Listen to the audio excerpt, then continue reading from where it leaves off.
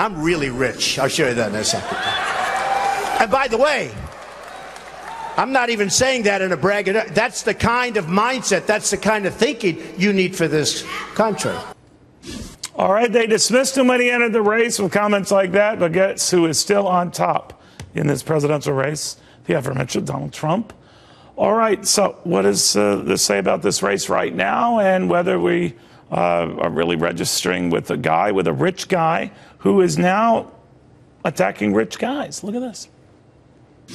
They put in their friends as the head of the company, and they get whatever they want, because the friends love sitting on the board. So that's a system that we have, and it's a shame, and it's disgraceful, and sometimes the boards rule, but I would say it's probably less than 10%. And you see these guys making these enormous amounts of money. It's a total and complete joke.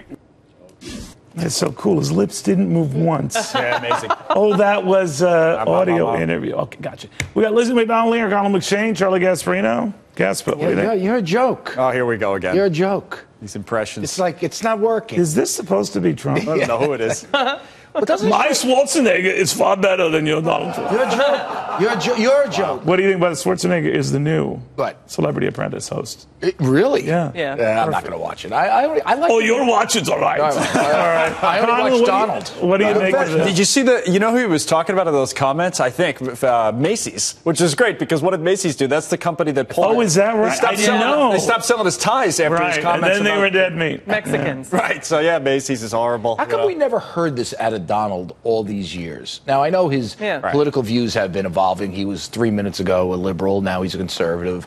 3 minutes ago he's for open borders. Now he's for getting rid of all the Mexicans. Why didn't we not hear from Donald when he was hanging out at Bear Stearns? Ace Greenberg was his broker, and Bear Stearns paid enormous sums. They were known to pay enormous sums to their CEO and chairman. I mean, more than anybody. This is the first firm that went out of business during. Well, he's running for president. Yeah, now because he's running for president, he's all of a sudden figured out that CEO pay is kind of out of whack. Well, it's resonating with folks. Yeah, it's a populist pitch. Yeah, and CEOs do pack their boards with cronies, and they get a lot of golden parachutes. And by the way, aren't Donald's own children executive vice presidents at his own companies? Am I wrong? I thought they worked there. Of course they do. I see. So Are you think saying he's being a little nepotism? hypocritical?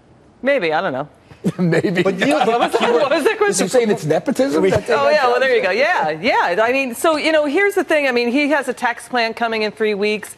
Is it going to sound great to all sorts of different people? Yeah. I mean, he's going to go after hedge funds. He's going to cut corporate taxes if they bring the money back. But don't you think that's offshore. smart that he's thinking past this crowd that were tripping over themselves who can offer the lowest tax rate? I'm not saying I'm for it. Yeah, but to Connell's point, I mean, why is he going after corporate boards and citing Macy's in particular because he's mad at Macy's?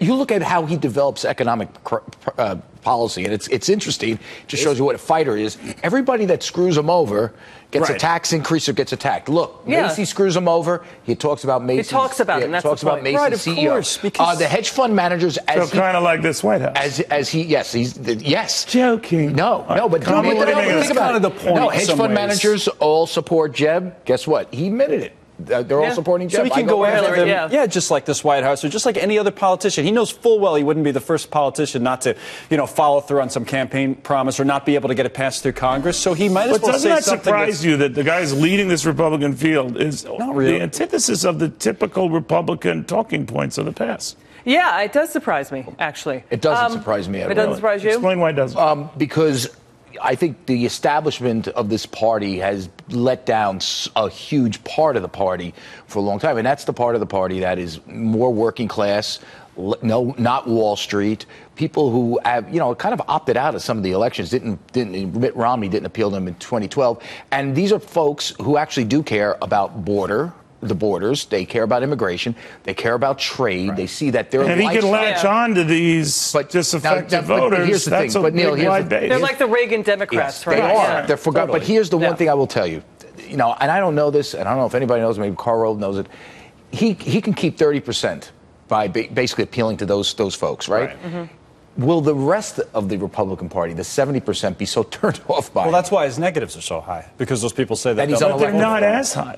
Which and always now he's within 3 or 4 points of Hillary Clinton. Yeah, it Which sounds always great. amazes me because they ask you, would you ever vote for him? You say, no, I'd never vote for him. And then the negatives move. So who are these people that Well, look said at they her. would never? I mean, she gives Tammany Hall like a good name. I mean, we're talking. Really? Wiping the email server, private email servers. No. They have not proven private, one iota. Private email server. Listen, just the notion that she had her own email. She did all her government business on a private. They have not proven this wiping thing. They could get the email. She uses hand signals, by the way. It's not like Mr. Miyagi with the white.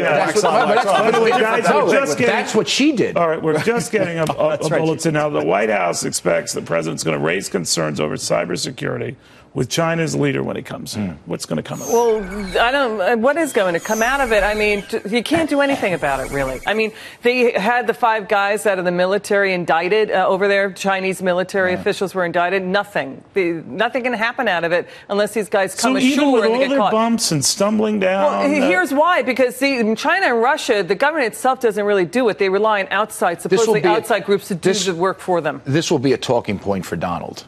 Because he's got like 3 or 4 areas that he hits his core base on.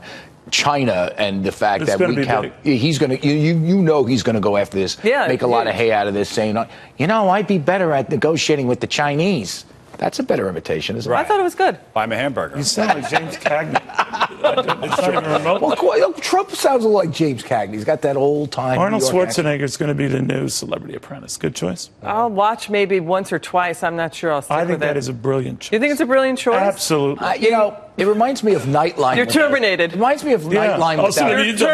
You're terminated. It reminds me of Nightline without Ted Koppel. I remember, I'm old enough to remember. It was never as good without Ted. Analogy. And now I just can't see The Apprentice without Donald.